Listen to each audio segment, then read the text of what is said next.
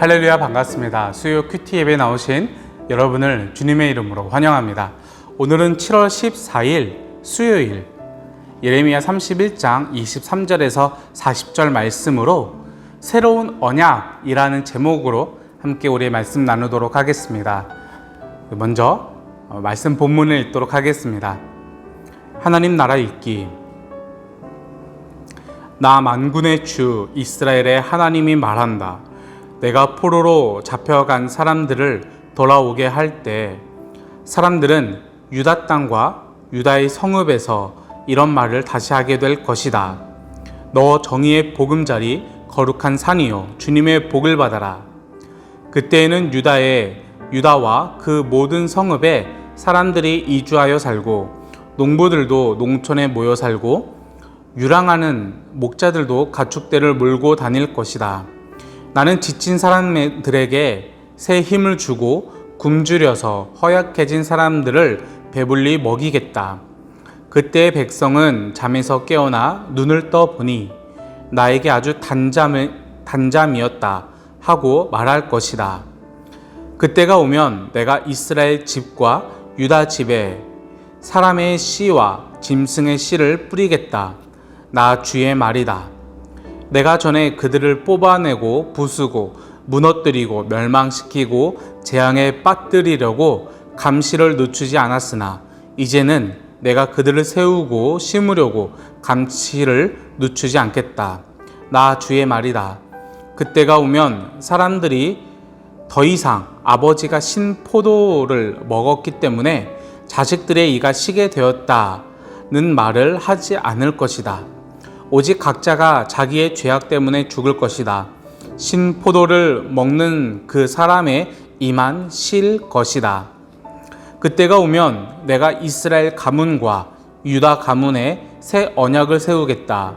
나 주의 말이다. 이곳은 내가 그들의 조상의 손을 붙잡고 이집트 땅에서 데리고 나오던 때에 세운 언약과는 다른 것이다. 내가 그들의 남편이 되었어도 그들은 나의 언약을 깨뜨려 버렸다. 나 주의 말이다. 그러나 그 시절이 지난 뒤에 내가 이스라엘 가문과 언약을 세울 것이니 나는 나의 율법을 그들의 가슴 속에 넣어주며 그들의 마음판에 새겨 기록하여 나는 그들의 하나님이 되고 그들은 나의 백성이 될 것이다. 나 주의 말이다. 그때에는 이웃이나 동포끼리 서로 너는 주님을 알아라 하지 않을 것이니 이것은 작은 사람으로부터 큰 사람에게 이르기까지 그들이 모두 나를 알 것이기 때문이다. 내가 그들의 허물을 용서하고 그들의 죄를 다시는 기억하지 않겠다. 나 주의 말이다. 낮에는 해를 주셔서 빛을 밝혀주시고 밤에는 달과 별들이 빛을 밝히도록 정하여 놓으시고 바다를 뒤흔들어 파도가 소리치게 하신 분, 그 이름은 만군의 주님이시다. 주님께서 이렇게 말씀하신다. 이 정해진 질서가 내 앞에서 사라지지 않는 한 이스라엘 자손도 내 앞에서 언제까지나 한 민족으로 남아있을 것이다. 나 주의 말이다. 나 주가 말한다. 누가 위로 하늘을 다 재고 아래로 땅의 기초를 다 측정할 수 있다면 나도 이스라엘의 모든 자손이 한 온갖 일들 때문에 그들을 버릴 수 있을 것이다. 나 주의 말이다. 그때가 오면 이 도성이 나 주의 것으로 재건될 것이다. 나 주의 말이다. 하나넬 망대에서부터 모퉁이 성문에 이르기까지 이어지고 거기서 측량줄이 가렙 언덕에 이르기까지 곧게 앞으로 나갔다가 고아 쪽으로 돌아가고 그 다음에 시체와 젖더미로 가득 찬 골짜기 전역과 기드론 시냇가에서 동쪽의 밭들의 모퉁이에 이르는 모든 평지가 나 주의 거룩한 땅이 되고 절대로 다시는 뽑히거나 허물어지는 일이 없을 것이다. 아멘. 하나님 나라 묵상하기. 성경 속에 하나님 나라. 이미 멸망당해 흩어져 버린 북이스라엘은 말할 것도 없고 이제 곧 하나님께서 바빌로니아를 통해 재앙을 내리실 남유다 왕국도 희망의 여지가 없었습니다. 그런데 하나님께서는 완전한 정의와 평화로 회복된 이스라엘의 목가적인 모습을 묘사하십니다. 심판의 때가 지나고 돌봄의 날이 올 것입니다. 이는 무의미한 용서의 반복이 아닙니다. 하나님께서 완전히 새로운 현실을 창조하실 것이기 때문입니다. 그 중심에는 새 언약이 있습니다. 그 옛날 백성들은 시내산에서 언약을 맺으면서 율법을 온전히 지키기로 약속했었지만 결과는 처참했습니다. 예루살렘 멸망은 그 필연적인 귀결이었습니다. 하지만 그들은 포기하지 않으시는 하나님은 무능한 그들의 마음에 율법을 심어주셔서 그들이 하나님을 알고 그분과 동행하며 의를 실천하게 하실 것입니다. 인간 내면의 근본적인 변화와 함께 견고하고도 온전한 회복을 이루실 것입니다. 이전의 고통과 죄악의 역사도 걸림돌이 될 수 없습니다. 네, 우리 함께 은혜를 나누도록 하겠습니다. 네, 오늘 본문은 예레미야에서 어떻게 보면 가장 중요한 본문이라고 뽑을 수도 있는 이 새 언약이 나오는 본문입니다. 이 새 언약으로 이제 이루어지는 이 31장은 처음부터 계속해서 하나님께서 이스라엘의 회복을 반복해서 말씀하고 있습니다. 이 하나님 나라 큐티를 같이 진행하고 계시는 분들은 아시겠지만은 이제 31장 1절부터 계속해서 이어지는 말씀이 하나님께서 이루실 회복을 말씀하고 있고 그것이 하나님께서 이스라엘을 사랑하기 때문이다 라고 말하였습니다. 그리고 나서 오늘 본문인 내가 너희들을 회복시키는 그날에 새 언약을 줄 것이다 라고 말씀을 하고 있습니다. 여러분, 새 언약이라고 하면은 당연히 옛 언약은 무엇인가 이렇게 생각이 드시죠. 옛 언약은 무엇이겠습니까? 하나님께서 애굽에서 이스라엘 백성들을 구출하시고 시내산으로 데리고 가셔서 그곳에서 돌판을 통해서 주신 하나님의 말씀, 그것을 우리는 옛 언약이라고 볼 수가 있습니다. 그것이 옛 언약이고 하나님은 지금 다시 새 언약을 주고자 하십니다. 하나님께서는 왜 옛 언약을 놔두고 왜 새 언약을 주고자 하셨을까요? 옛 언약이 부족했기 때문이었을까요? 옛 언약이 실패했기 때문일까요? 33절을 함께 읽어보면은 그러나 그 시절이 지난 뒤에 내가 이스라엘 가문과 언약을 세울 것이니 나는 나의 율법을 그들의 가슴 속에 넣어주며 그들의 마음판에 새겨 기록하여 나는 그들의 하나님이 되고 그들은 나의 백성이 될 것이다 라고 말씀을 하고 있습니다. 결과는 똑같습니다. 하나님은 그들의 이스라엘의 하나님이 되시고 이스라엘 백성은 하나님의 백성이 되는 것입니다. 이것이 바로 옛 언약과 새 언약의 동일한 모습입니다. 그런데 옛 언약과 새 언약의 다른 점은 옛 언약은 돌판에 기록을 했으며 새 언약은 그들의 마음판에 기록을 했다라는 것입니다. 그렇다면은 옛 언약과 새 언약의 내용의 차이점은 무엇일까요? 오늘 본문에 새 언약의 내용은 나오지는 않습니다. 그렇다면 우리는 옛 언약을 기억을 해볼 때 지금 우리는 담임 목사님의 레위기 강해를 듣고 있죠. 레위기 강해를 들으면서 여러 가지 제사 그리고 앞으로 이제 율법들을 이제 배우게 될 텐데 그것을 통해서 하나님께서 그들에게 말씀하시고 있는 것은 간략하게 우리가 요약을 해본다라고 한다면은 정의와 공의가 살아있는 공동체, 평화를 이루는 공동체를 이루어라 라고 이렇게 말씀을 하시는 것 같습니다. 오늘 본문에서 하나님께서 그와 같은 말씀을 하고 있습니다. 23절부터 읽어보겠습니다.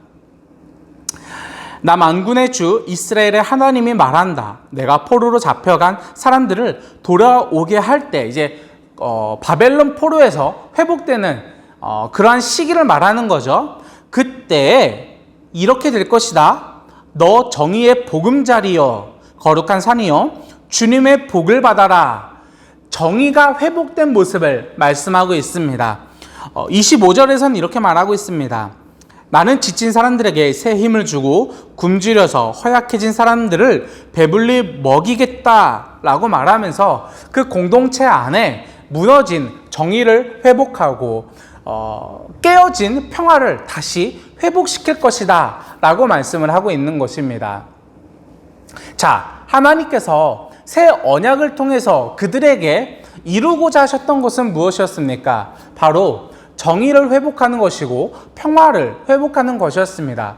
저는 오늘 새 언약을 나누면서 이것에 대해서 굉장히 깊이 있는 신학을 나누기보다 하나님께서 왜 새 언약을 주셨을까? 이스라엘 백성들에게 새 언약을 주시면서 의도하신 것은 무엇일까? 이루고자 하셨던 것은 무엇일까를 고민해 보았으면 좋겠습니다. 그것은 무엇이었습니까? 바로 정의와 평화가 회복되는 그러한 공동체를 이루고자 하신다라는 것이었습니다. 하나님께서 이미 레위기를 통해서 그때 율법을 주심으로 그 공동체 안에 정의와 평화가 이루는 그러한 공동체를 이루어 가기를 소망하셨습니다. 그러나 이스라엘의 백성들의 그들의 죄로 말미암아 그들 사이에 정의와 공의가 무너졌습니다. 평화가 깨져 버렸습니다. 그들 사이에서 폭력이 난무하였고 억압과 착취로 물들어졌습니다. 그들의 결과는 외세들의 폭력과 억압과 착취를 당하는 것이었습니다. 하나님께서 그들의 폭력에서 구원하셨습니다. 그들이 당하고 있는 억압과 착취의 줄을 끊어버리셨습니다. 그리고 나서 하나님께서 그들에게 다시 한번 요구하고 있는 것은 다시 정의를 세우고 평화의 공동체를 이루어 가라 라고 말씀을 하고 있는 하나님의 모습을 우리가 볼 수가 있습니다. 이 새 언약을 통해서 하나님께서 이루고자 하셨던 그 하나님의 마음은 신약에서 예수님의 말씀을 통해 이어져 가고 있습니다. 예수님께서 죽음을 앞두시고 최후의 만찬에서 그들에게 떡과 피를 나누면서 이렇게 말씀을 하십니다. 먼저는 떡을 나누시고 그 다음에 포도주를 나누면서 이 잔은 내 피로 세우는 새 언약이다 라고 말씀을 하고 있습니다.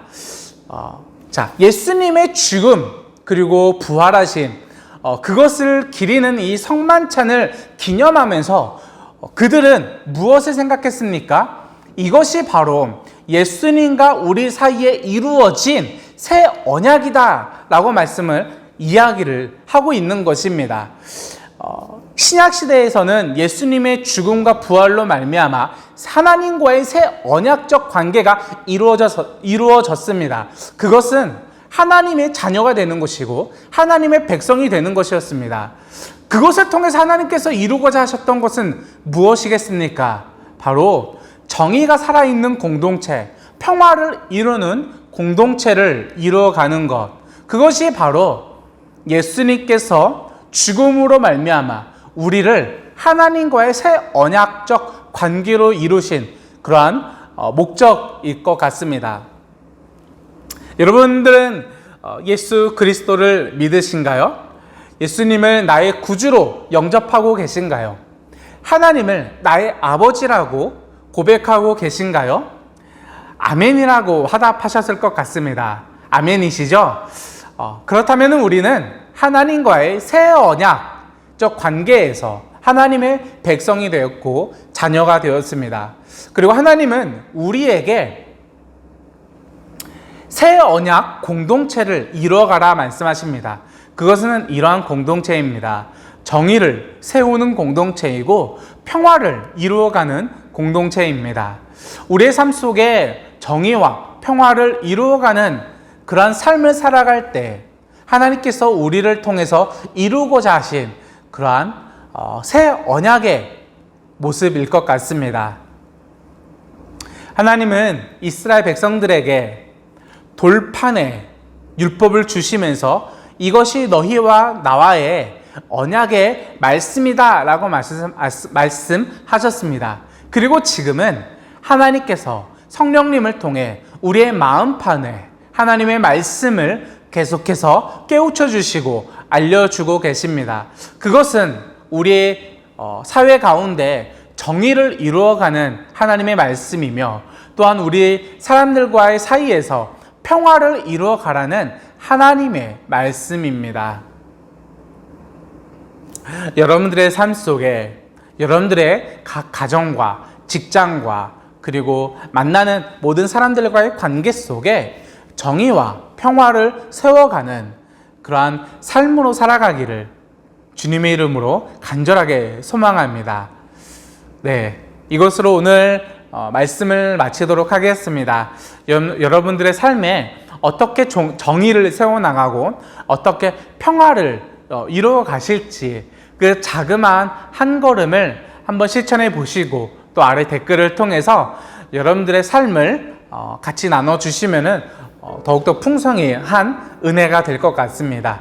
그러면은 우리는 다음 주에 뵙도록 하겠습니다. 다음 주에 뵙도록 하겠습니다. 다음 주에 만나요.